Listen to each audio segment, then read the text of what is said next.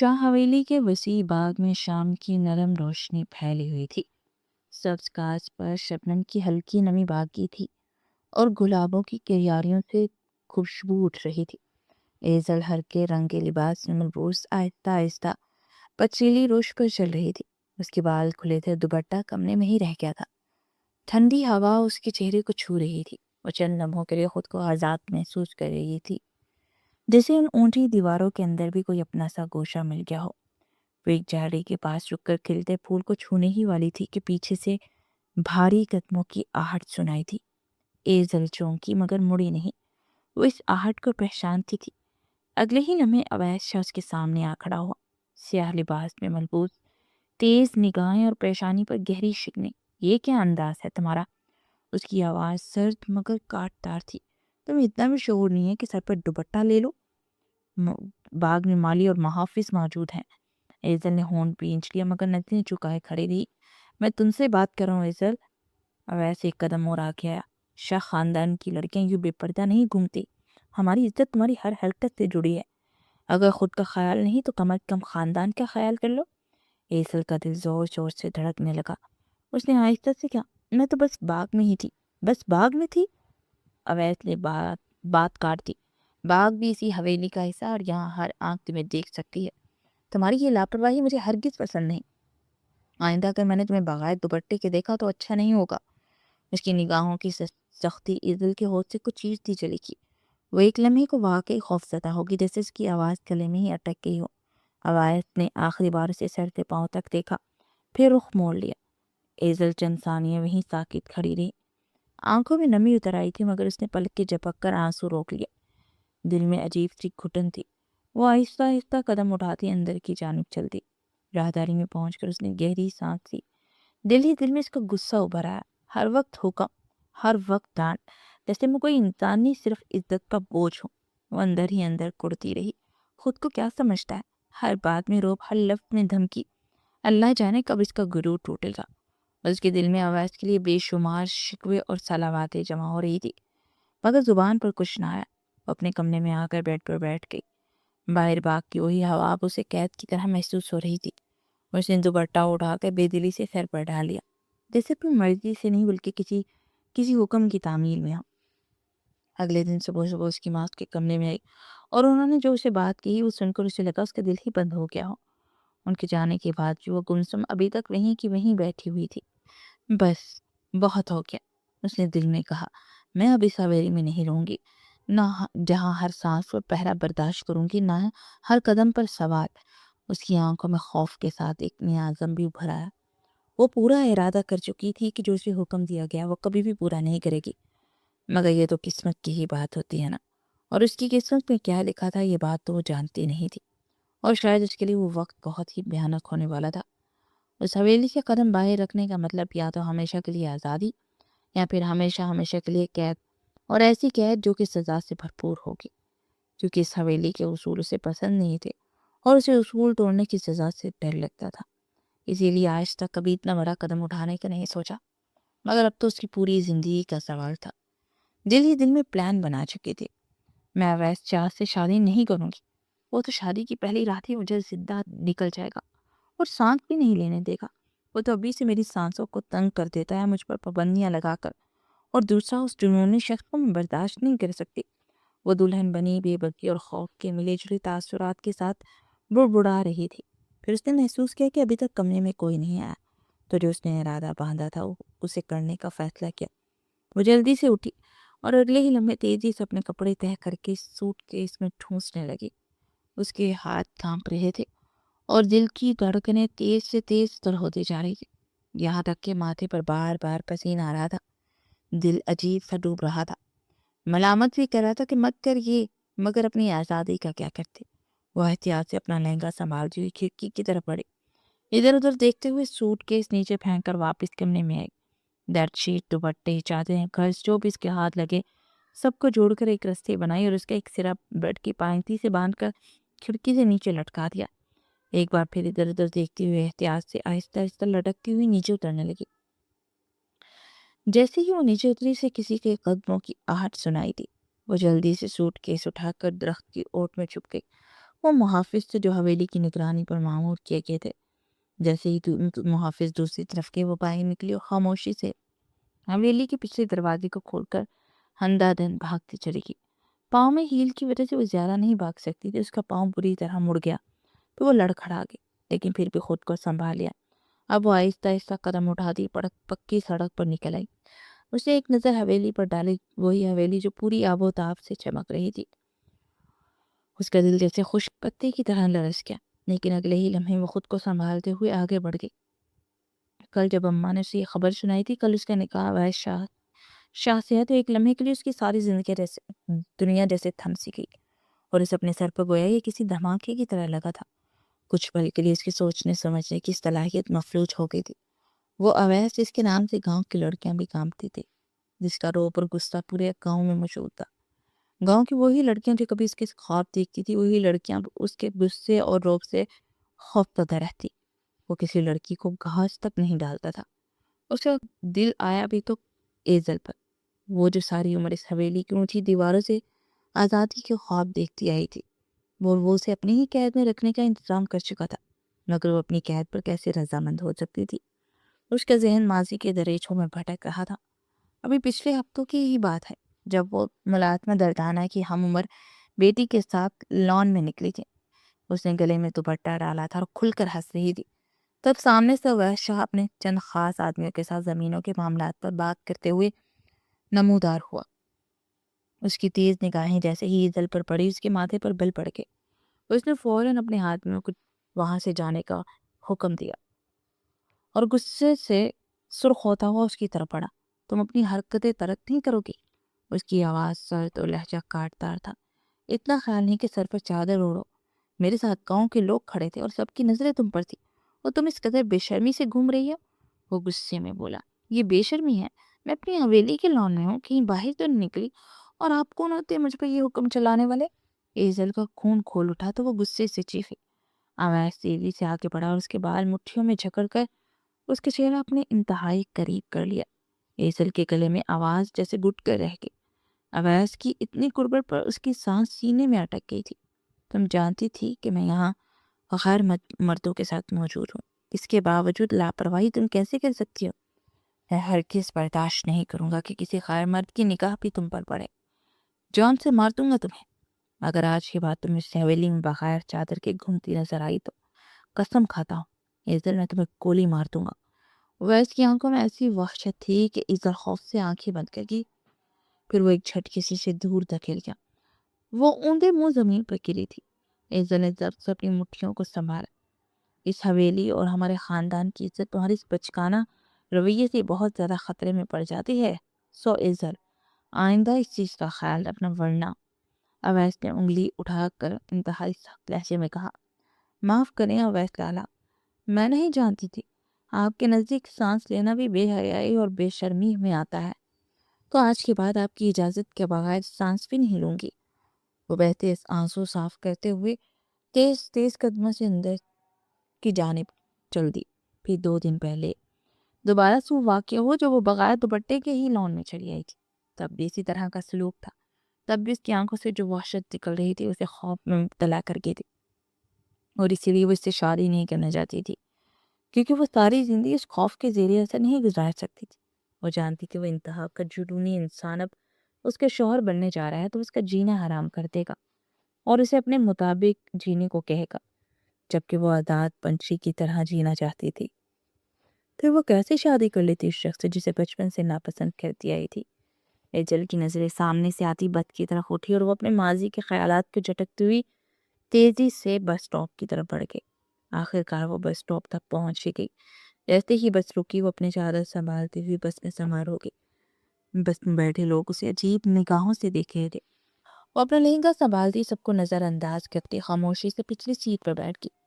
Set کی پشتی ٹیک لگا کر اپنی ساری سوچوں کو جھٹکتی ہوئی آنکھیں بند کرتی پرسکون ہو گئی، مگر بیچ سے وہی ماضی کی یادیں اسے الجھا رہی تھی، جیسے اپنی ماں کی یاد بھی آ رہی تھی، اور یہ یاد آ رہا تھا کہ انہیں تنہا چھوڑ آئی ہے۔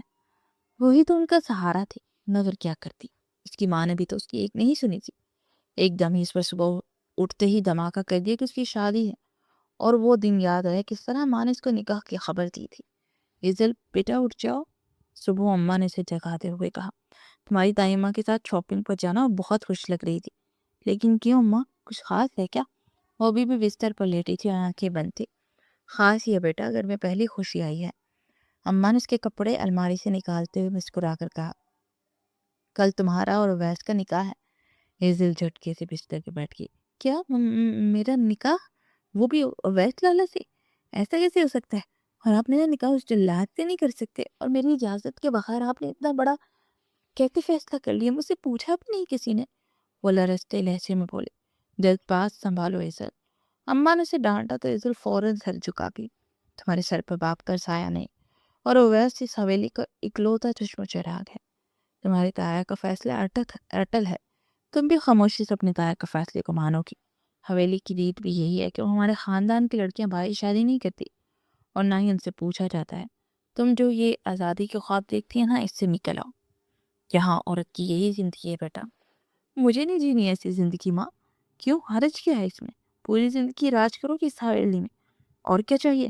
ان کی بات پر ایزل کی آنکھوں میں آنسو تھے۔ میں پڑھنا چاہتی ہوں۔ آپ لوگوں نے ایف ایس سی کے بعد گھر بٹھا دیا تھا، لیکن اب میری زندگی کا اتنا اہم فیصلہ بھی مجھ سے پوچھے بغیر کیا جا رہا ہے۔ کیوں اماں؟ کیا عورت ہونا اتنا بڑا جرم ہے؟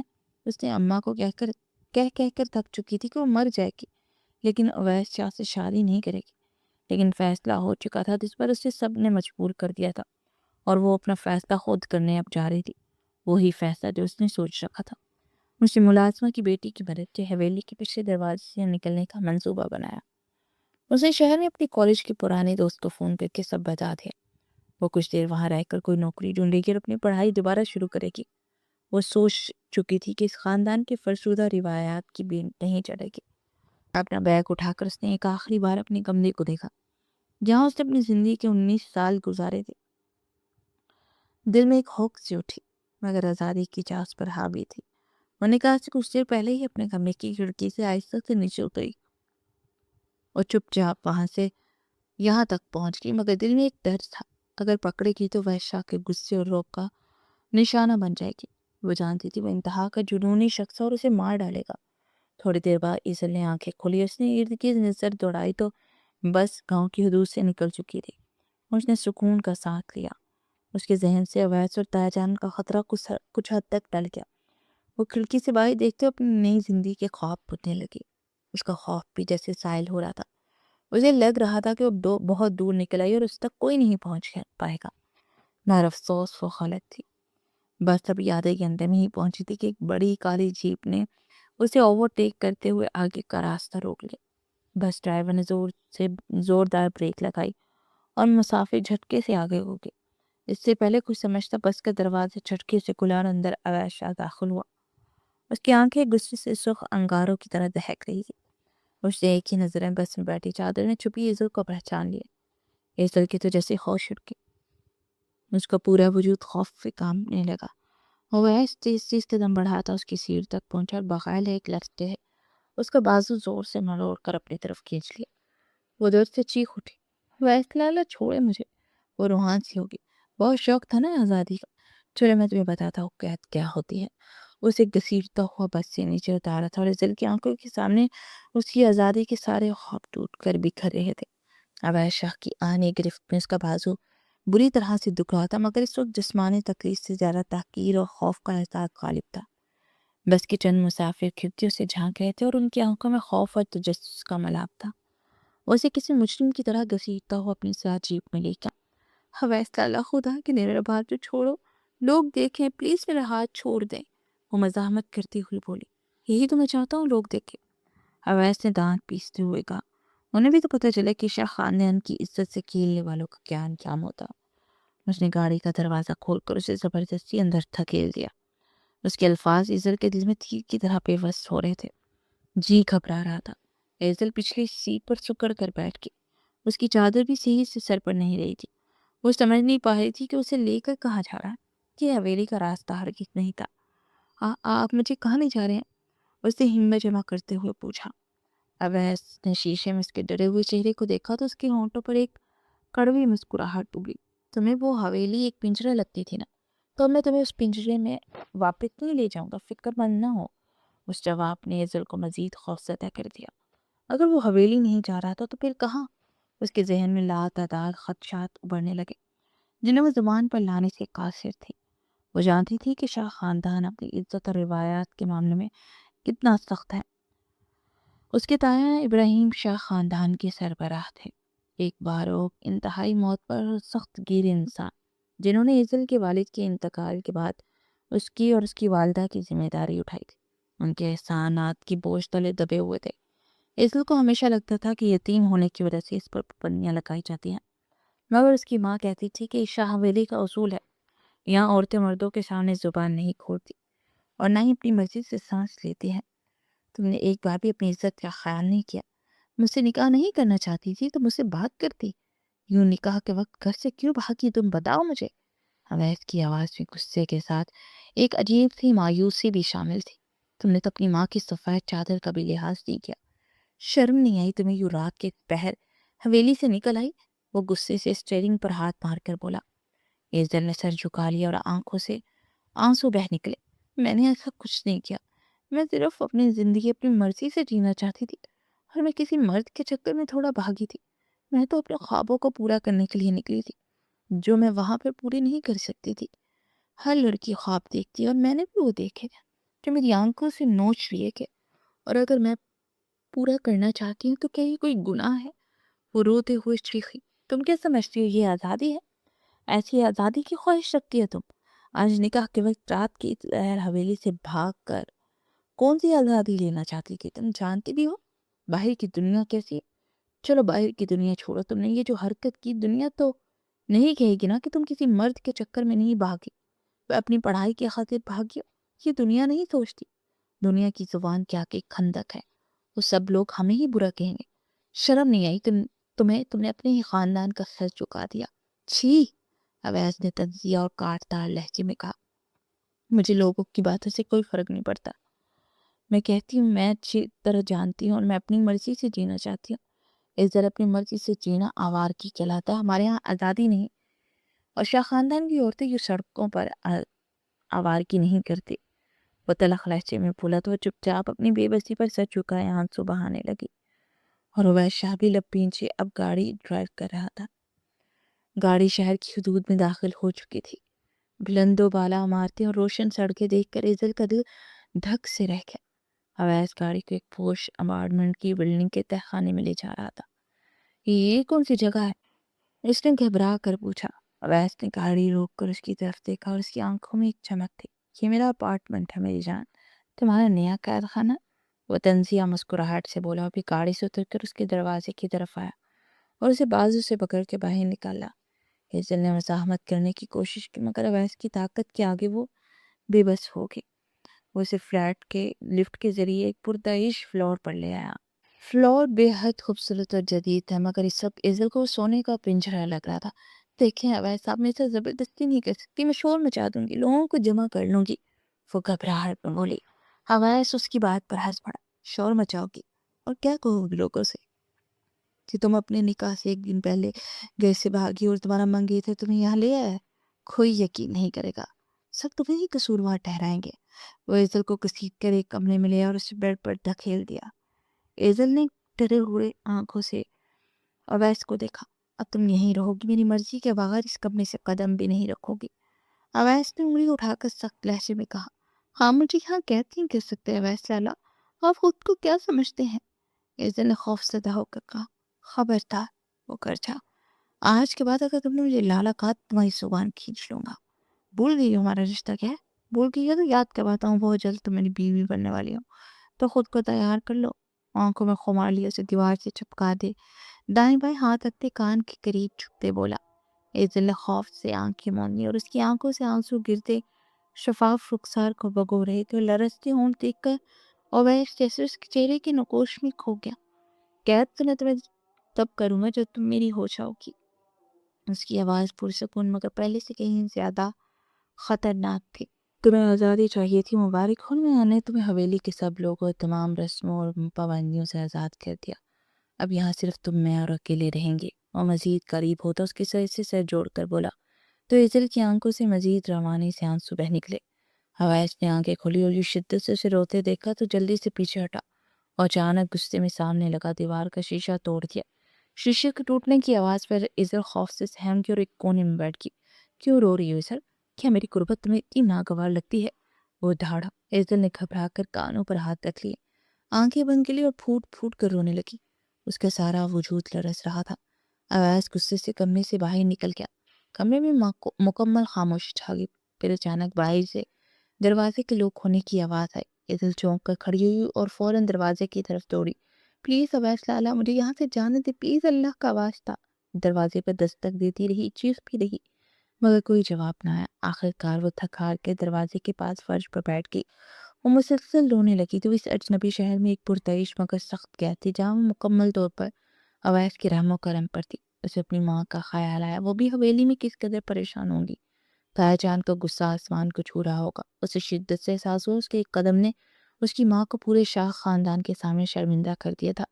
اس کی آزادی کی خواہش سے ایک ایسی دلدل میں لی آئی تھی جہاں سے نکلنے کو کوئی راستہ نظر نہیں آ رہا تھا، وقت کا کوئی اندازہ نہیں رہا تھا۔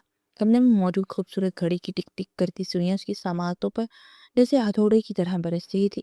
دیواروں پر لگی پینٹنگ، شاندار سجاوٹ، پرتعیش کمرہ، یہ سب کسی بھی لڑکی کا خواب ہو سکتا تھا، مگر اس کے لیے سب کچھ بے معنی تھا۔ وہ چلتی ہوئی کھڑکی کے پاس آئی۔ شیشے کے پاس شہر کی رنگینیاں اور روشن سڑکیں پھیلتی جا رہی تھی۔ کھڑکی اتنی اونچائی پر تھی کہ وہاں سے کودنے کا خیال بھی حوصلے کے باہر تھا۔ اوپر سے شیشے بھی سیلڈ تھے اور الماری اور دروازے ٹٹولنے لگی، شاید کوئی فون، کوئی راستہ، کوئی امید مل جائے، مگر وہاں چند نئے کپڑوں کے سوا کچھ بھی نہیں تھا۔ یہ واقعی ایک سونے کا پنجرہ تھا، مگر پنجرہ ہی تو تھا۔ کچھ دیر کے بعد دروازے پر دستک ہوئی اور ساتھ ہی چابی گھومنے کی آواز آئی۔ ایزل کا دل دھک سے رہ گیا۔ وہ سمٹ کر دروازے کے پاس جا کھڑی ہوئی۔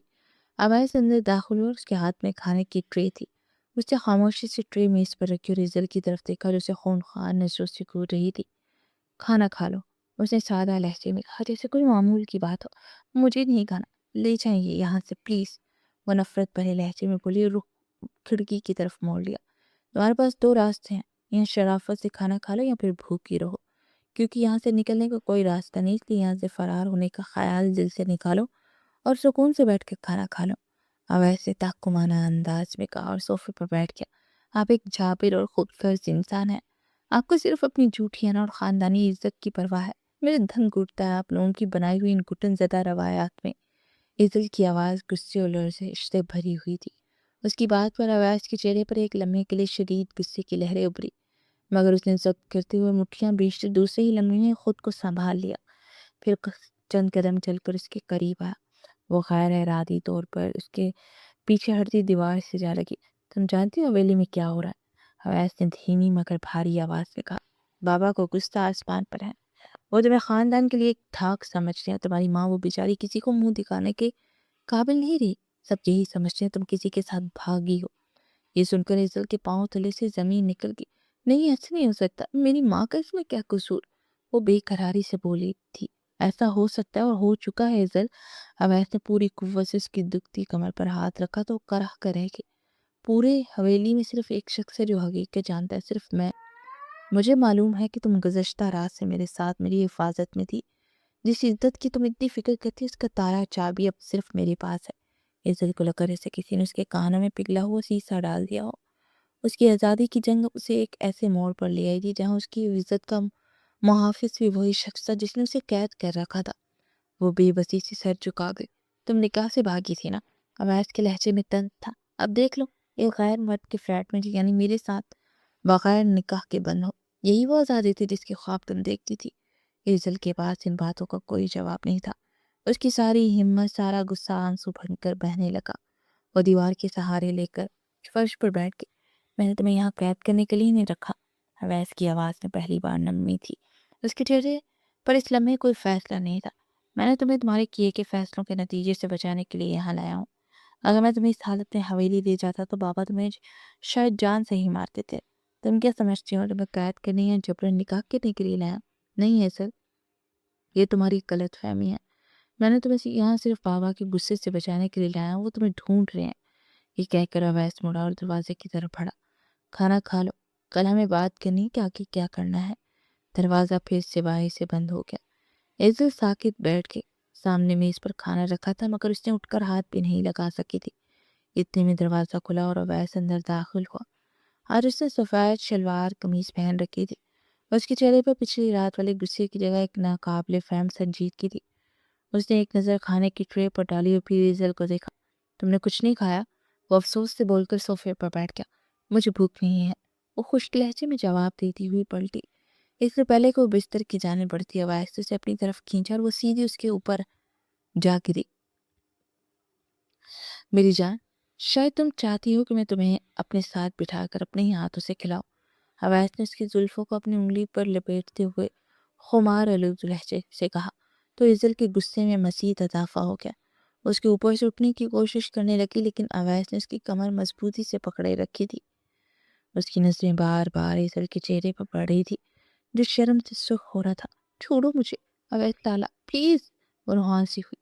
اویس نے اس کی بات کا کوئی جواب نہیں دیا۔ اس کے منہ سے لالا سن کے وہ جذبات کی لہر میں بہہ گیا اور اس کے پنکھڑیوں جیسے نرم ہونٹوں کو ہاتھ کے انگوٹھے سے مسلا۔ ایزل کا وجود اویس کی قربت پر لرزنے لگا اور اس کی آنکھوں سے آنسو بہنے لگے۔ اویس اپنی بے خودی پر قابو پاتے ہوئے ایک دم پیچھے ہٹ گیا اور خاموشی سے رات والی کھانے کی ٹرے اٹھا کر کمرے سے باہر چلا گیا اور کچھ دیر کے بعد دوسری ٹرے لے آیا جسے اس نے میز پر رکھ دیا۔ اب کھانا کھا لو پلیز، میں نے کہا نا مجھے نہیں کھانا، ایزل نے غصے سے کہتے ہوئے رخ موڑ لیا۔ میں نے کہا کھا لو۔ اویس کا لہجہ ابھی بھی سارا تھا مگر اس میں چھپی وارننگ واضح تھی، مگر دوسری طرف وہ بھی ڈھیٹ انسان تھی۔ وہ غصے سے اپنا چہرہ موڑ کے، یعنی ابھی بھی کوئی ارادہ نہیں تھا کھانا کھانے کا۔ ہم اس طرح بچوں کی طرح نہیں لڑ سکتے، میں نے کہا تھا ہمیں بات کرنی ہے اور میں کسی بھوکے اور کمزور شخص سے بات نہیں کرتا۔ اس کے انداز میں کچھ ایسا تھا کہ ایزل مزید بحث کرنا مناسب نہ سمجھا۔ وہ خاموشی سے کرسی کھینچ کے ناشتہ کرنے لگی۔ وہ کھانا کھا رہی تھی اور اویس خاموش کھڑا اسے دیکھتا رہا۔ اس کی نظر ایزل کو اپنے وجود پر اترتی محسوس ہو رہی تھی مگر وہ اسے نظر انداز کرتے کھانے میں مشغول رہی۔ جب وہ فارغ ہوگی تو اویس اس کے سامنے والی کرسی پر بیٹھ گیا۔ اب میری بات تحمل سے سنو، تمہارے پاس دو راستے ہیں۔ ایزل نے سوالیہ نگاہوں سے اسے دیکھا۔ پہلا راستہ، میں تمہیں واپس حویلی لے جاتا ہوں، ابھی اسی وقت بابا تمہیں زندہ نہیں چھوڑیں گے۔ اگر چھوڑ بھی دیا تو تم ساری زندگی ایک داغدار لڑکی کے طور پر گزارو گی۔ ہر کوئی تم پر شک کرے گا، ہر کوئی تمہیں تانے دے گا، تمہاری ماں کا جینا حرام ہو جائے گا۔ کیا تم یہ چاہتی ہو؟ ایزل نے نفی میں سر ہلایا، اس کی آنکھوں میں خوف تہ رہا تھا۔ دوسرا راستہ، اویس نے بات جاری رکھی، میں تمہیں یہاں سے جانے دیتا ہوں، تم آزاد ہو جاؤ، اپنی دوست کے پاس چلی جاؤ، لیکن کب تک رہو گی اس کے پاس؟ 1 مہینہ، 2 مہینے، پھر کیا کرو گی؟ کیا تمہارے پاس کوئی ذریعہ آمدن ہے؟ بتاؤ، کیسے زندہ رہو گی؟ اور تم اکیلی کیسے رہو گی؟ یہ دنیا تم جیسی لڑکیوں کو نوچ کر کھا جائے گی۔ اس کی بات پر ایزل نے سر جھکا لیا۔ اسے احساس ہوا کہ اویس جو کہہ رہا ہے وہ سچ ہے، لیکن ایک تیسرا راستہ بھی ہے۔ اویس اس کی طرف جھکا اور اس کی آنکھوں میں ایک عجیب سا سکون تھا۔ تیسرا راستہ؟ ایزل نے سانس روک کر اسے دیکھا۔ ہم نکاح کریں گے۔ یہ الفاظ سن کر ایزل کو ایسے لگا جیسے اس کے کانوں میں کوئی پگھلا ہوا سیسا انڈے دیا ہو۔ نہیں، ہرگز نہیں، میں اسی چیز سے تو بھاگتی تھی، مجھے آپ سے شادی نہیں کرنی، میں آگے پڑھنا چاہتی ہوں، وہ روتے ہوئے بولی۔ اویس نے پہلی بار آواز بلند کی، پہلے میری بات پوری سنو، ہم یہیں شہر میں خاموشی سے نکاح کریں گے، اس کے بعد جب میں تمہیں حویلی سے لے جاؤں گا تو تم ابراہیم شاہ کی بگڑی بھتیجی نہیں بلکہ اویس کی بیوی، اس کی عزت بن کر قدم رکھو گی۔ پھر کسی کی ہمت نہیں ہوگی کہ تم سے پوچھے کہ تم کہاں تھی یا کس کے ساتھ تھی۔ کوئی نہیں پوچھے گا کہ تم کیوں گھر سے بھاگی تھی۔ اگر کوئی پوچھے گا تو میرا نام تمہاری ڈال بن جائے گا، وہ داغ جس کا میں ذکر کر رہا تھا وہ ہمیشہ کے لیے مٹ جائے گا۔ ایزل بے بسی کی حالت میں اسے دیکھ رہی تھی۔ یہ کیسا جال تھا؟ وہ جس شادی سے بچنے کے لیے بھاگی تھی وہی شادی اب اسے بچانے کا واحد راستہ بتائی جا رہی تھی۔ تو یہ تھا آپ کا منصوبہ؟ اس کی آواز میں کڑواہٹ کھل گئی۔ مجھے یہاں لا کے اس طرح مجبور کرنا کہ میرے پاس آپ کی شادی کے علاوہ کوئی داستہ ہی نہ بچے۔ اویس خاموشی سے اسے دیکھتا رہا۔ اس کے چہرے پر غصہ تھا یا تکلیف کے اندازہ لگانا بہت مشکل تھا۔ پھر وہ اٹھا دروازے کی طرف بڑھا۔ میں نے تمہیں کوئی منصوبہ نہیں بتایا، میں نے تمہیں حقیقت بتائی ہے۔ تمہارے پاس سوچنے کے لیے آج کا دن ہے، کل میں مولوی صاحب کو لے کر آ جاؤں گا۔ یہ کہہ کر وہ باہر نکل گیا اور دروازہ ایک بار پھر بند ہو گیا اور ایزل وہیں بیٹھ گئی۔ اس کا دماغ سوچنے سمجھنے کی صلاحیت کھو چکا تھا۔ اس کا دشمن اب اس کا واحد نجات و ہندہ بن کر کھڑا تھا۔ مگر اس نجات کی قیمت اس کے اپنی آزادی تھی۔ اویس کے جانے کے بعد کمرے میں ایسی خاموشی تھی جو ایزل کے لیے اذیت دہ تھی۔ اس نے اویس کی پیشکش کو بار بار اپنے ذہن میں دہرایا اور ہر بار نتیجہ ایک ہی نکلا، ناقابل برداشت۔ تلخ حقیقت، وہ ایک ایسی جال میں پھنس چکی تھی جس کے سارے راستے ایک ہی منزل کی طرف جاتے تھے۔ آزادی کا جو خواب اس نے کھلی آنکھوں سے دیکھا تھا، اب وہی خواب اسے تکلیف اور اذیت تلا کر رہا تھا۔ اس آزادی کی قیمت صرف اس کی نہیں بلکہ اس کی ماں کی رسوائی بھی تھی۔ آنکھیں بند کرتے ہوئے اسے حویلی میں اپنی ماں کا بے بس اور شرمندہ چہرہ نظر آیا۔ تایا جان کی غضبناک نظریں اور خاندان والوں کی چبھتی ہوئی سرگوشیاں سنائی دیتی تھی کہ وہ اپنی ماں کو اس عذاب میں مبتلا کر سکتے تھے۔ جواب نفی تھا۔ اس کی ماں نے باپ کے بغیر اسے پالا تھا، ہر طوفان سے بچایا تھا، اب وہ خود ان کے لیے ایک طوفان بن رہی تھی۔ دن گزرتا رہا، دوپہر شام میں ڈل گئی، پھر رات کی سیاہی چھا گئی۔ اویس ایک بار بھی اس کے کمرے میں نہیں آیا تھا۔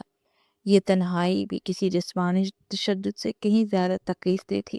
اسے پورا موقع دیا جا رہا تھا کہ وہ اپنی شکست خود تسلیم کر لے۔ شام کو دروازے کے نیچے کھانے کی ٹرے کا اثر گادی کی۔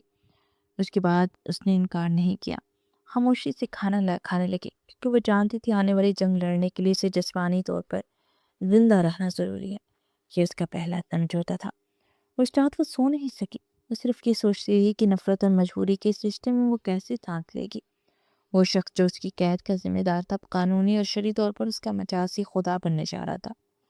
اگلی صبح دروازہ کھلا، سامنے اویس شاہ کھڑا تھا، ہاتھ میں ایک سادہ مگر خوبصورت لباس لیے ہوئے۔ اس نے کچھ نہیں پوچھا، نہ یہ کہ اس نے کیا فیصلہ کیا، نہ یہ کہ وہ کیا چاہتی ہے۔ اس کا چہرہ سپاٹ تھا، جیسے وہ کوئی کاروباری معاملہ کرنے آیا ہو۔ تیار ہو جاؤ، اس نے لباس بستر پر رکھتے ہوئے کہا۔ مولوی صاحب انتظار کر رہے ہیں۔ اس کے لہجے میں حکم تھا، کوئی رائے نہیں مانگ رہا تھا۔ ایزل نے بیزار نظر اس پر ڈالی اور پھر لباس کو قبول کرنے کے سوا کوئی گنجائش نہیں رہی۔ اس نے سر جھکا لیا، جو اس کی خاموش رضامندی تھی۔ آدھے گھنٹے بعد جب وہ کمرے سے باہر نکلی تو اس کا دل زور زور سے دھڑک رہا تھا۔ سامنے صوفے پر ایک نورانی چہرے والے بزرگ اور ان کے ساتھی اویس کا کوئی خاص آدمی بیٹھا تھا۔ شاید گواہ کے طور پر۔ ماحول میں ایک عجیب سنجیدگی اور بھاری پن تھا۔ کوئی خوشی نہیں، کوئی جشن نہیں، بس ایک رسم کی ادائیگی ہو رہی تھی اور اویس کے اشارے پر وہ صوفے پر بیٹھ گئی۔ مولوی صاحب نے نکاح پڑھانا شروع کیا۔ ایزل کا ذہن بالکل خالی ہو گیا۔ اسے کچھ سنائی نہیں دے رہا تھا سوائے اپنے دل کی دھڑکن کے۔ اویس شاہ ولد ابراہیم شاہ، کیا آپ کو ایزل کے ساتھ یہ نکاح قبول ہے؟ مولوی صاحب کی پراعتماد اور مضبوط آواز گونجی۔ پھر مولوی صاحب نے اس کی طرف رخ کیا۔ بیٹی ایزل، کیا آپ کو اویس شاہ کے ساتھ سکہ راج الوقت 50 لاکھ نکاح قبول ہے؟ ایک لمحے کے لیے پورے کمرے میں گہرا سکوت چھا گیا۔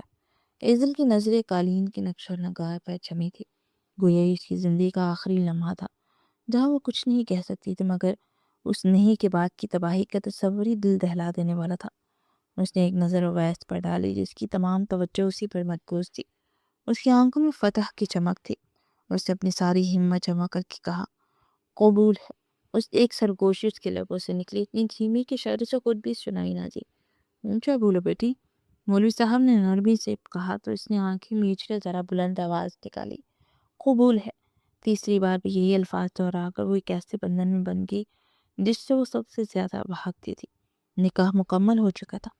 دعا کے بعد مولوی صاحب اور گواہ رخصت ہو گئے۔ اب کمرے میں صرف دو لوگ تھے، ایک وہ شخص جو شرعی طور پر اس کے شوہر تھا، اور ان کے درمیان خاموشی پہلے سے زیادہ گہری ہو گئی تھی۔ نکاح کے بعد کی خاموشی شاید پہلے کی قید والی خاموشی سے بھی زیادہ بھاری ہوتی ہے۔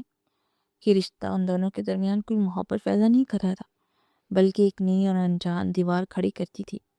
ایزل وہیں صوفے پر نظریں جھکائے بیٹھی رہی، جبکہ اویس کچھ دیر کھڑکی سے باہر دیکھتا رہا۔ آخر کار اس نے سکوت توڑا۔ اس کی آواز میں نہ کوئی گرم جوشی تھی نہ نرمی، بس ایک ٹھہراؤ تھا۔ صبح ہم شاہ حویلی کے لیے نکلیں گے۔ ایزل نے کوئی جواب نہیں دیا، بس سر کو ہلکی سی جنبش تھی۔ اویس اس کی طرف مڑا، جس کمرے میں تم تھی وہ اب تمہارا ہے، میں دوسرے کمرے میں رہوں گا۔ جب تک تم اس رشتے کو دل سے قبول نہیں کر پاتی، تب تک میں تم سے دور رہنے کی پوری کوشش کروں گا۔ یہ کہہ کر وہ دروازے کی طرف بڑھا اور ایک بار پلٹ کر ایزل کی طرف دیکھا، جیسے اس کے رد عمل کا منتظر ہو۔ ایزل کی طرف سے کوئی جواب نہ آنے پر وہ خاموشی سے دوسرے کمرے کی جانب بڑھ گیا۔ اس فیصلے نے ایزل کو حیران ضرور کیا تھا، مگر دل سے اویس کا خوف کم ہوا تھا۔ وہ سمجھ نہیں پا رہی تھی کہ اویس کی طرف سے کوئی روایت یا یہ سکون جس کا سامنا سے کل شاہ حویلی میں کرنا تھا۔ اگلی صبح کا سورج اپنے ساتھ ایک انجان خوف اور اضطراب لے آیا۔ اویس نے زیادہ کچھ نہیں کہا، بس تیار ہونے کا حکم دیا۔ جب وہ دونوں اپارٹمنٹ سے نکل کر جیپ کی طرف بڑھے تو اویس نے کلیئر گاڑی کا فرنٹ دروازہ کھولا۔ ایزل کو وہ رات یاد آئی جب وہ شاہ حویلی سے بھاگی تھی۔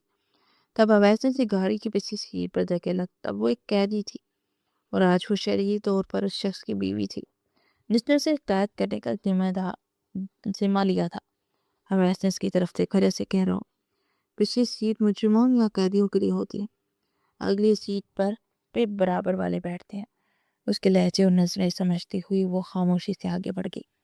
سفر کا زیادہ حصہ خاموشی میں گزرا۔ ایزل کی نظریں باہر تیزی سے گزرتے مناظر پر تھی، مگر دماغ شاہ حویلی میں ہونے والے استقبال کے خوف سے گھرا ہوا تھا۔ تائی جان کا غصہ، ان کی بڑھتی ہوئی آنکھیں اور امی کا ستا ہوا چہرہ، یہ سوچ کر اس کے دل کی دھڑکن تیز ہو رہی تھی۔ شاہ حویلی پہنچ کر اویس نے اپنی بھاری آواز میں کہا، تم ایک لفظ نہیں بولو گی۔ اس کی نظریں سڑک پر تھی۔ چپ چاپ میرے پیچھے رہنا، نظریں جھکیاں اور چہرے پر خوف نہیں ہونا۔ شاہ حویلی میں تمہاری موجود ویسی ہی ہونی چاہیے جیسے تم ہمیشہ رہتی تھی، نارمل۔ ایزل نے چونک کر اس کی طرف دیکھا جیسے اسے سبق سکھا رہا ہو۔ بابا سے میں خود بات کر لوں گا، جو بھی کہیں، جتنا بھی غصہ کرے، تم نے جواب نہیں دینا۔ کیا تم سمجھ رہی ہو؟ ایزل کے منہ سے صرف اتنا نکلا، جی۔ جیسے جیسے شاہ حویلی قریب آ رہی تھی ایزل کے ہاتھ پاؤں سر دھو رہے تھے۔ آخر کار جیپ شاہ حویلی کے دروازے سے اندر داخل ہوئی۔ ملازمین کی حیران نظریں ان کی طرف اٹھی، وہ اندر کی طرف بڑھ رہی تھی۔ جیسے ہی ابراہیم شاہ کی نظر ایزل پر پڑے، ان کا چہرہ غصے سے سرخ ہو گیا اور آنکھوں میں شعلے بھڑکنے لگے۔ ان کے پیچھے ایزل کی ماں کھڑی تھی جن کی آنکھیں روتے روتے سوجی ہوئی تھی۔ آگے تم، ان کی گرجدار آواز پوری شاہ حویلی میں گونجی، اور تمہاری ہمت کیسے ہوئی اس بدبخت لڑکی کو واپس اس دہلیز پر لے؟ اس نے ہماری عزت خاک میں ملا دیا۔ ان کی آواز سن کر ایزل خوف سے کانپ گئی اور غیر ارادی طور پر اویس کے پیچھے ہو گئی۔ اویس ایک قدم آگے بڑھا اور اپنے باپ کی آنکھوں میں آنکھیں ڈال کر کھڑا ہو گیا۔ اس عمل نے جہاں شاہ حویلی کو حیران کر دیا، ایزل نے بھی غلطی کی تھی، لیکن بابا وہ غلطی اور نادانی گھر سے بھاگی تھی، کسی کے ساتھ نہیں بھاگی تھی۔ غلطی بس غلطی ہے جو پچھلی 2 راتوں سے غائب، اس کا کیا؟ ابراہیم شاہ نے چیختے ہوئے کہا، وہ راتیں میرے ساتھ تھی۔ اویس نے ان کی بات کاٹ دی۔ اس کی آواز پرسکون مگر چٹان کی طرح مضبوط تھی۔ میں نے وہ کر دیا جو مجھے کرنا چاہیے تھا، میں نے اس کی غلطی درست کر دی بابا۔ ایزل اب صرف اس گھر کی بھتیجی نہیں، آپ کی بہو اور میری بیوی ہی بھی ہے۔ ہم نکاح کر چکے ہیں۔ اس بات پر ابراہیم شاہ تاکید کھڑے اپنے بیٹے کو دیکھنے لگے۔ ان کے چہرے پر غصہ، حیرت اور بے بسی کے تاثرات تھے۔ جب ہم نے کہا تھا ایزل اب اس گھر میں قدم نہیں رکھے گی، تو پھر تم ہمارے فیصلے کے خلاف کیوں گئے؟ بتاؤ ہمیں، ابراہیم شاہ نے غصے بھرے لہجے میں کہا۔ ان کے لہجے نے ماحول میں ایک سنگین خاموشی پیدا کر دی تھی، ایسی خاموشی جو پتھر کی طرح سخت اور اعصاب توڑ دینے والی تھی۔ انہوں نے اپنے بیٹے کو اس طرح دیکھا جیسے کوئی اجنبی ہے، کوئی ایسا شخص جسے وہ برسوں بعد پہلی بار شناخت کر رہے ہوں۔ غصے کی جگہ ان کے چہرے پر گہری مایوسی اور شکست تھی، ایک باپ کی شکست جو اپنے ہی بیٹوں کے ہاتھوں ہوئی تھی، جس نے اس کے حکم کی پرواہ نہیں کی۔ وہ اچانک مڑے اور تیز قدموں سے اپنے کمرے کی طرف چل پڑے۔ ان کا یوں بغیر کچھ کہے چلے جانا ان کے چیخنے اور غصہ کرنے سے کہیں زیادہ خطرناک تھا۔ یہ اعلان تھا کہ انہوں نے اویس اور اس کے فیصلے سے خود کو الگ کر لیا ہے۔ ایزل کی ماں نے لڑزتے قدموں کے ساتھ اپنی بیٹی کی طرف بڑھنے کی کوشش کی، لیکن اویس نے صرف ایک سپاٹ نظر ڈالی اور انہیں روکا۔ ایک نظر میں اویس کا حکم واضح تھا کہ ابھی کوئی بات نہیں ہوگی۔ چلو، اویس نے کہا اور ایزل کو لے کر ریبیوں کی طرف بڑھ گیا۔ ایزل خاموشی سے اس کے پیچھے چلتی رہی۔ وہ اسے اس کے پرانے کیمرے کی طرف لے جا رہا تھا، بلکہ شاہ حویلی کے اس حصے میں لے جا رہا تھا جو ہمیشہ حویلی کے مردوں کے لیے مخصوص تھا۔ آخر کار وہ ایک بڑے دروازے پر رکے۔ اویس نے اسے کھولا اور اندر جانے کا اشارہ کیا، جس کا اپنا کمرہ تھا، قدیم، مگر اس میں اویس کی طرح ہی ایک سختی اور پختہ ٹھہراؤ موجود تھا۔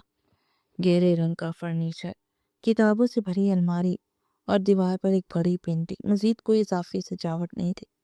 یہ جگہ بھی ایک طرح کا پنجرہ تھی، مگر وہ پنجرہ جو شاہ حویلی کی طاقت کا مرکز تھا۔ یہ اب تمہارا کمرہ ہے، اویس نے پیچھے دروازہ بند کرتے ہوئے کہا۔ میری اجازت کے بغیر یہاں سے مت نکلنا، جو چاہیے حکم ملازم کو بول دینا۔ حقیقت بدل گئی تھی، حکم وہی تھے۔ وہ کزن سے اس کی بیوی بن چکی تھی، مگر قیدی کی حیثیت آج بھی برقرار تھی۔ ایزل نے پلٹ کر اسے دیکھا، سوچ رہی تھی اب چاہتے کیا ہے۔ اسے اویس کی سختی چبھ رہی تھی، جو ایک لمحے کے لیے بھی اس کی طرف دیکھنے کو تیار نہیں تھا۔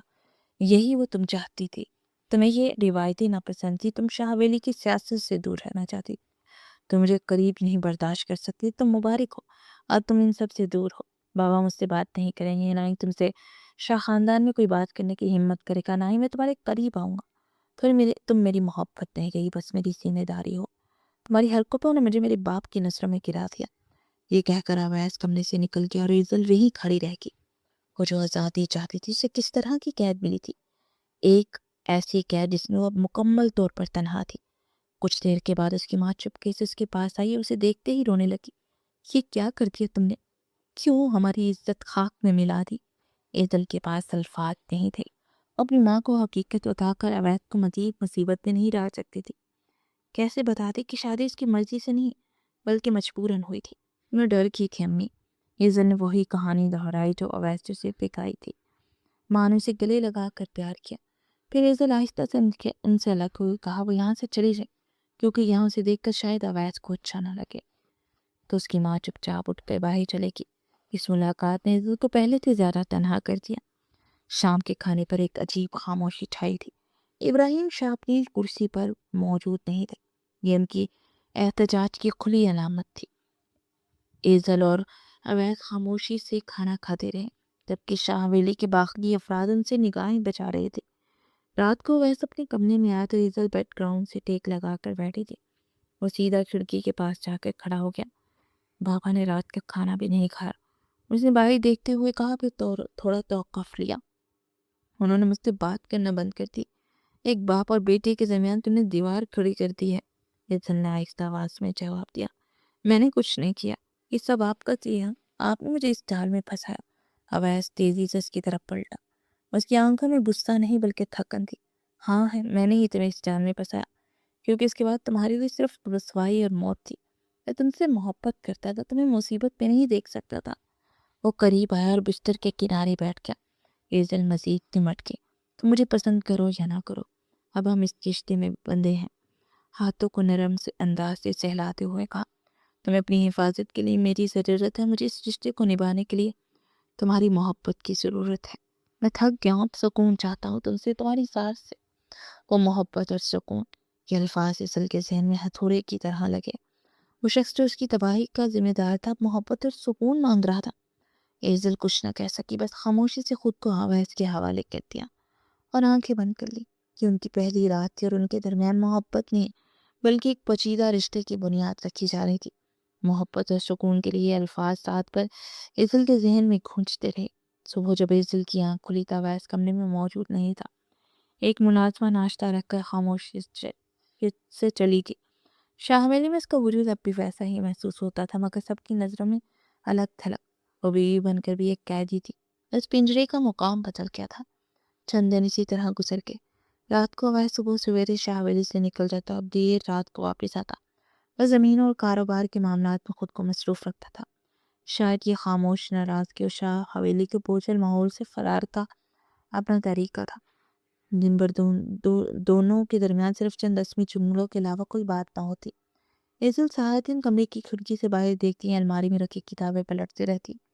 اس کی ماں 3 بار سے زیادہ ملاقات کے لیے نہیں آئی، اگر اب پہلے جیسے بلا مبالغہ باتیں نہیں کرے گی، بس نصیحتیں کرتی سمجھاتی کہ اب اویس ہی اس کا سب کچھ ہے اور اسے ایک اچھی بیوی بن کر رہنا۔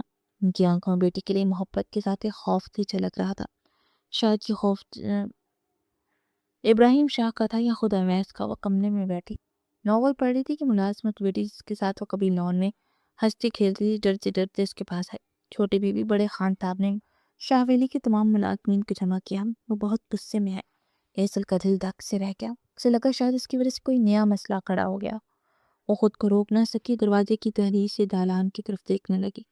واقعی ابراہیم شاہ ویلی میں غصے میں تھے۔ ان کے سامنے ایک بوڑھا مالی سر جھکائے کھڑا تھا۔ تمہاری ہمت کیسے ہوئی شاہ ویلی سے باہر خبریں پہنچائیں؟ انہوں نے گرج کر کہا۔ بات ابھی مکمل نہ ہوئی تھی کہ اویس اندر داخل ہوا۔ اس نے صورتحال ادھر ایک نظر میں سمجھ لی۔ کیا ہوا بابا؟ تو اسے پرسکون انداز سے پوچھا۔ تم بیچ میں مت بولا اویس۔ پہلے کئی دنوں بعد اپنے والد سے بات کی تھی مگر جواباً سب کا لہجہ انتہائی سخت تھا۔ اس سے شاہ ولی کی عزت کا باہر لانے کی کوشش کی۔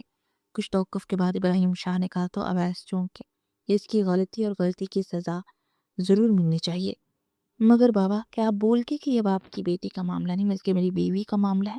اس کے لہجے میں احترام تھا مگر بات میں چھپی اختیار کی طاقت بھی موجود تھی۔ اب یہ میری بیوی کی عزت ہے، میں اپنی بیوی کو عزت کی حفاظت بخوبی جانتا ہوں، اس معاملے کو باپ پر چھوڑ دے۔ یہ کہتے اس نے مالی کو جانے کا اشارہ کیا، خود اپنے والد کے سامنے کھڑا ہو گیا اور ایک بار پھر بغیر کچھ کہے ابراہیم شاہ وہاں سے چلے گئے۔ اویس نے شاہ ولی کے تمام ملازمین پر ایک نظر ڈالی جس سے ان کے سر خوف سے جھک گئے۔ عزل دروازے کے پیچھے یہ سب دیکھ رہی تھی۔ آج پہلی بار اسے احساس ہوا کہ اویس کا نام اس کے لیے صرف ایک ڈھال نہیں بلکہ ایک قلعہ ہے جو ہمیشہ اس کی حفاظت کرے گا۔ یہ شخص اپنے باپ کے سامنے کھڑے ہو کر اس کی عزت کا دفاع کر رہا تھا، وہ عزت جو اس کی اپنی غلطی کی وجہ سے داؤ پر لگی تھی۔ عزل کی آنکھوں سے آنسو بہنے لگے اور اس کے دل کی دنیا پل میں بھر میں بدل گئی۔ آدھی رات کو جب اویس کمرے میں آیا تو ماحول میں پہلی بار ایک مختلف قسم کی خاموشی تھی۔ وہاں عزل بستر پر بیٹھی تھی اور اویس نے اسے حیران نظروں سے دیکھا، پھر دوسرے ہی لمحے وہاں سے اٹھ گیا۔ اویس کی اس طرح اٹھنے پر عزل کے جسم میں آگ سی لگ گئی۔ اس نے اپنے لب بھینچ لیے۔ آپ نے اس مالی کے ساتھ کیا کیا؟ عزل نے صرف نظریں استعمال کر کے پوچھا۔ فکر نہ کرو، میں نے اسے جان سے نہیں مارا اور نہ ہی اسے دوسری طرح مارا، بس شاہ حویلی سے دور زمینوں پہ بھیج دیا۔ لوگوں کو ختم کرنے سے ان کی زبانیں بند نہیں ہوتی۔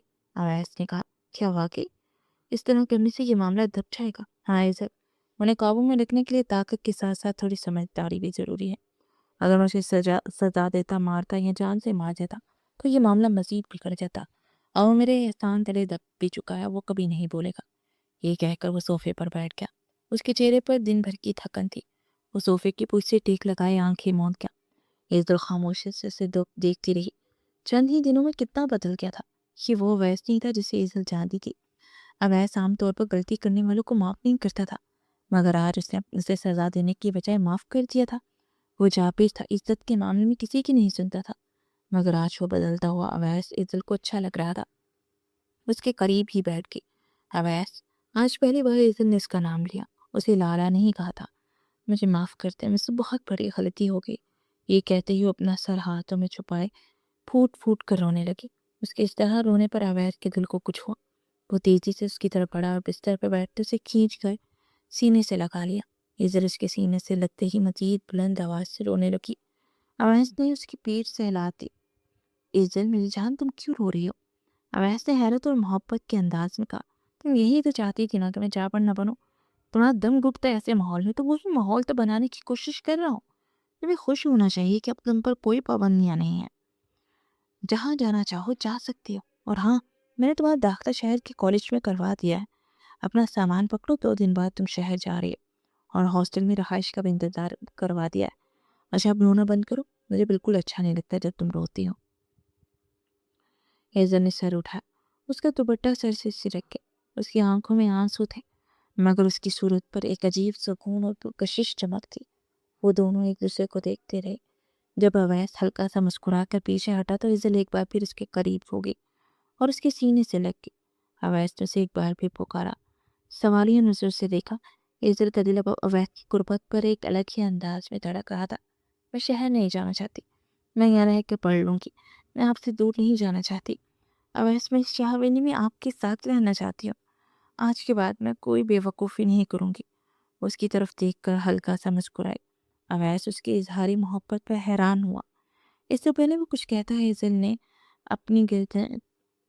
اس کی گردن کے گرد اپنی باہیں لپیٹ تھیں اور اسے اپنے قریب کر لیا، اور اویس نے اپنی تمام سوچ اور پریشانی کو ایک طرف رکھ کر اسے قریب کر لیا اور اس کے ہونٹوں پر جھکتے اپنی تمام تشنگی مٹا دی۔ رات آہستہ آہستہ گزر رہی تھی اور کمرے میں ایک معنی خیز خاموشی چھا گئی تھی۔ اویس اب زیادہ تر وقت شاہ ویلی میں گزارنے لگا اور اکثر عزل کو اپنے ساتھ دفتر اور بزنس کی جگہوں پر لے جاتا۔ وہاں اسے خانہ داری، کاروبار، زمینوں کے حساب کتاب اور خاندان کی تاریخ کے بارے میں بتاتا تاکہ اس کے فیصلے اور ذمہ داریوں کو سمجھ سکے۔ آہستہ آہستہ ان کے درمیان جو جھجک تھی وہ ختم ہو گئی۔ ایزل کے لیے سب کچھ نیا تھا۔ جس شاہ حویلی کو وہ قید خانہ سمجھتی تھی، اب وہی قید اسے اچھی لگنے لگی تھی۔ ان کی شادی کو 6 ماہ گزر چکے تھے۔ ایک رات اچانک ایزل کی طبیعت خراب ہو گئی۔ اسے شدید بخار نے جکڑ لیا، وہ بے ہوش ہو گئی۔ اویس جب زمینوں سے واپس آیا تو اسے ایک حالت میں دیکھا تو اس کے چہرے پر پریشانی کی گہری لکیریں ابھر آئی۔ فوراً شہر سے ڈاکٹر کو فون کیا گیا۔ شاہ حویلی میں یہ بات عجیب تھی کیونکہ وہاں ہمیشہ حکیموں اور گھریلو ٹوٹکوں پر انحصار کیا جاتا تھا۔ آج پہلی بار وہاں ڈاکٹر نے قدم رکھا تھا۔ وہ پوری رات اس کے پاس بیٹھا رہا، اس کے ماتھے پر ٹھنڈے پانی کی پٹیاں رکھتا، وقت پر دوا لیتا، بار بار اس کا بخار چیک کرتا۔ اس کی فکر اور دیکھ بھال میں کوئی دکھاوا نہیں تھا بلکہ ایک گہری اور سچی تشویش تھی۔ بخار کی شدت میں ایزل نے وہ سوال پوچھ لیا جو اس کے دل میں دیر سے تھا، آپ نے میرے ساتھ ایسا کیوں کیا؟ اویس نے اس کا ہاتھ اپنے ہاتھ میں لیا اور اپنے ہونٹوں سے لگایا۔ اس کا جواب یقین اور تسلی بھرا تھا، کیونکہ میں ڈر گیا تھا، میں تم سے بچپن سے محبت کرتا تھا، تمہاری شوخی، تمہاری بغاوت، تمہاری ہر ادا مجھے اچھی لگتی تھی۔ میں جانتا تھا کہ شاہ حویلی اور اس کی روایات تمہارے اندر کی آگ کو مزید بڑھا دیں گی۔ جس دن تم نے نکاح کے وقت گھر سے بھاگنا چاہا، مجھے تم پر غصہ نہیں آیا، مجھے خوف آیا تھا، تمہارے لیے خوف کہ تم دنیا اور ہمارے اپنے لوگ تمہارے ساتھ کیا سلوک کریں گے۔ میرے پاس تمہیں روکنے اور محفوظ رکھنے کے سوا کوئی راستہ نہیں تھا۔ میرا طریقہ جابرانہ تھا، مگر میرا ارادہ تمہیں قید کرنا نہیں بلکہ ہمیشہ کے لیے اپنا بنانا تھا۔ یہ بات سن کر ایزل کی آنکھوں سے آنسو بہنے لگے۔ یہ وہ سچ تھا جس سے اس کے دل میں اویس کی محبت مزید بڑھ گئی۔ وہ شخص جسے وہ اپنا سب سے بڑا دشمن سمجھتی تھی، اب وہی شخص اس کے دل کا محافظ بن چکا تھا۔ اویس نے ایزل سے کوئی جواب نہیں مانگا، بس خاموشی سے اس کا ہاتھ تھامے بیٹھا رہا۔ اگلی صبح جب اس کا بخار اترا تو اس کے دل کا موسم بھی خوشگوار ہو گیا۔ سب کچھ بدل چکا تھا۔ ایزل کو احساس ہوا کبھی کبھی محبت اپنا راستہ بنانے کے لیے بہت عجیب راستے چنتی ہے۔ شاہ حویلی وہی تھی مگر اس کے معنی بدل چکے تھے۔ اب ایزل شاہ حویلی میں رہ کر ہی اپنی تعلیم حاصل کرنا چاہتی تھی۔ شاہ حویلی میں فیض شاہ نے اپنی ولیمہ کی تقریب کا اعلان کیا۔ یہ پورا خاندان اور گاؤں کے لیے کھلا پیغام تھا کہ وہ اپنی بیوی کو مکمل عزت اور وقار کے ساتھ قبول کر چکا ہے۔ اس اعلان سے پہلے وہ اپنے والد ابراہیم شاہ سے ملنے گیا، ان سے معافی مانگنا چاہتا تھا۔ وہ چلتے ہوئے اپنے باپ کے قدموں میں بیٹھ گیا۔ بابا، پلیز مجھے معاف کر دیں، میرا مقصد آپ کے فیصلے کے خلاف جانا نہیں تھا، میں صرف ایزل کو دنیا کی سرد و گرم ہواؤں سے بچانا چاہتا تھا، بس اور کچھ نہیں۔ میں ایزل کے لیے ایک تحفظ رکھنا چاہتا تھا۔ بابا، وقت آ گیا کہ پورے خاندان کو معلوم ہو کہ وہ بیوی ہے میری، یہ اویس شاہ کی عزت ہے، اسے احترام سے کہا۔ ابراہیم شاہ چلتے ہوئے کھڑکی سے باہر دیکھنے لگے۔ میں دیکھ رہا ہوں اویس، وہ لڑکی تمہیں بدل رہی ہے، ایک لمحے کے لیے رکلا، شاید اچھے کے لیے۔ میں نے تمہیں ہمیشہ ایک اچھے حکمران کے طور پر پالا، مگر اس نے تمہیں ایک انسان بننا سکھا دیا۔ تمہیں جو ٹھیک لگے کرو، مجھے تم پر فخر ہے۔ باپ کی طرف سے یہ منظوری اویس کے لیے دنیا کی سب سے بڑی دولت تھی۔ وہ ہلکا سا مسکرایا، اپنی گواہیں کھول دی اور اویس نے مسکرا کر ان کے گلے لگ گیا۔ ولیمہ کی شاہ حویلی ایک بار پھر دلہن کی طرح سجی ہوئی تھی۔ ہر طرف روشنی اور کیک کا راستہ جو کبھی اس شاہ حویلی سے بھاگی تھی، آج وہ ملکہ بن کر اویس کے ساتھ سٹیج پر بیٹھی تھی۔ اس کی آنکھوں میں اب کوئی خوف نہیں تھا بلکہ ایک پرسکون اعتماد تھا۔ اویس نے سب کے سامنے اس کا ہاتھ تھاما جو شاہ حویلی کی روایات کے خلاف تھا۔ خاندان کے ایک بزرگ نے آخرکار اعتراض کر دیا، اویس، یہ ہمارے طریقے نہیں ہیں، خاندان کی عورتیں اس طرح نمائش کے لیے بٹھائی جائے۔ اس بات پر اویس اٹھا اور مائک تھام دیا۔ اس کی نظروں میں مجمع کی طرف تھی، مگر ایسا لگ رہا تھا کہ وہ ہر شخص سے انفرادی طور پر مخاطب ہے۔ آج میں آپ کے سامنے اپنی کچھ روایات بدلنا چاہ رہا ہوں۔ ہماری روایات عورتوں کو پردے اور چار دیواری میں قید کرنا سکھاتی ہے، مگر ہمارا مذہب اسے عزت اور حق دینا بھی سکھاتا ہے۔ میری بیوی نے یہ سکھایا کہ سچی غیرت عورت کو پنجرے میں بند کرنے میں نہیں بلکہ اس پر اعتماد کرنے اور اسے اتنی آزادی دینے میں ہے کہ وہ آسمان کو چھو سکے۔ آج سے شاہ حویلی کی ہر عورت کو تعلیم حاصل کرنے اور خاندان کے فیصلوں میں اپنی رائے دینے کا حق ہوگا، کیونکہ پڑھی لکھی اور بااختیار عورت ایک مضبوط خاندان کی بنیاد رکھ سکتی ہے۔ یہ اعلان ایک انقلاب سے کم نہیں تھا۔ جب لوگوں نے ابراہیم شاہ کو اٹھ کر اپنے بیٹے کے لیے تالیاں بجاتے دیکھا تو پورا مجمع بھی تالیاں بجانے میں شامل ہو گیا۔ سب مہمان جا چکے تھے اور ایزل اور اویس کمرے کی بالکنی میں کھڑے تھے۔ چاند کی روشنی میں شاہ حویلی کا لان نکھرا ہوا تھا۔ یقین نہیں آتا اویس کہ وہی بالکنی ہے جہاں کھڑے ہو کر میں وہی جانے والی سڑک کو دیکھتی تھی اور فرار کے خواب دیکھتی تھی۔ اویس نے مسکرا کر اسے کمر سے تھام لیا، اپنے قریب کر لیا۔ لیکن میں اب امید کرتا ہوں کہ تم اسی سڑک کو دیکھ کر اس سفر کے خواب دیکھو جو ہم ایک ساتھ دیکھیں گے۔ وہ مسکرا کر اس کے سینے پر سر رکھی۔ یاد ہے تم نے کہا تھا کہ میں شادی کی پہلی رات میں ہی نکل جاؤں گا؟ اویس نے اس کے بالوں میں انگلیاں پھیرتے ہوئے سرگوشی کی۔ عزت نے سر اٹھا کر اس کی آنکھوں میں دیکھا۔ اس کی آنکھوں میں شرارت بھری چمک تھی۔ اور آپ نے مجھے واقعی نگل لیا، میرے اندر جو موجود میری نفرت، میرا خوف اور میری تنہائی تھی، اس کو نگل لیا، اور بدلے میں مجھے ایک ایسی زندگی دی ہے جس میں محبت، عزت اور سچی آزادی ہے۔ اس کے دل کے مقام پر بوسہ دیتے ہوئے بولی۔ اویس شاہ اندر تک سرشار ہوا اور اسے باہوں میں اٹھایا اور کمرے میں موجود بستر پر بٹھا دیا۔ عزت نے شرم سے نظریں چکا لی۔ اویس نے اس کے ماتھے پر بوسہ دیا۔ اس شاہ حویلی کی ہر چیز اور پورا کا پورا اویس شاہ کا تھا۔ اس پر جھکتا یہی کہتا رہا، جس آزادی کے لیے وہ شاہ حویلی سے بھاگی تھی، اسے وہ آزادی اب شاہ حویلی میں نہیں بلکہ ایک شخص کے دل میں ملی تھی۔ ایک ایسی محبت کی کہانی تھی جو نفرت، جبر اور خوف کی تاریخ راہوں سے گزر کر اعتماد، عزت اور سچی آزادی کی روشن منزل تک پہنچی تھی۔ ختم شد۔